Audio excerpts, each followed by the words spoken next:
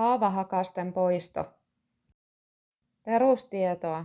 Haavahakaset poistetaan yleensä 7–14 päivää laiton jälkeen. Ennen hakasten poistoa haavan kunto tulee tarkastaa silmämääräisesti.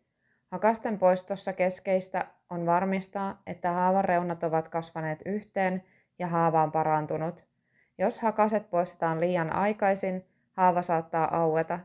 Jos näkyvissä on tulehduksen merkkejä, kuten punoitusta tai erittämistä, otetaan yhteys lääkäriin.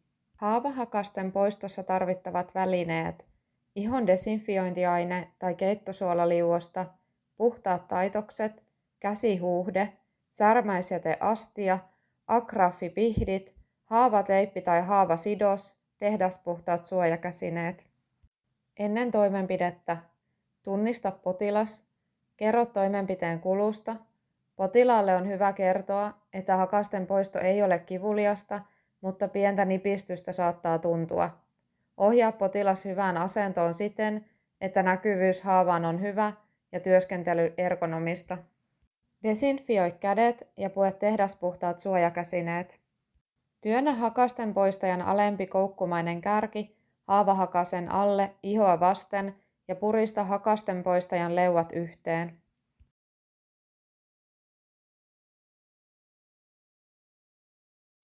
Hakasten poistajaa ei saa vetää ylöspäin tai muuttaa käden tai ranteen kulmaa poiston yhteydessä. Jos haavahakasen reunat nousevat huonosti, purista hakasen poistajan leukoja enemmän tai pujota hakanen varovasti ulos haavasta ihoa vahingoittamatta.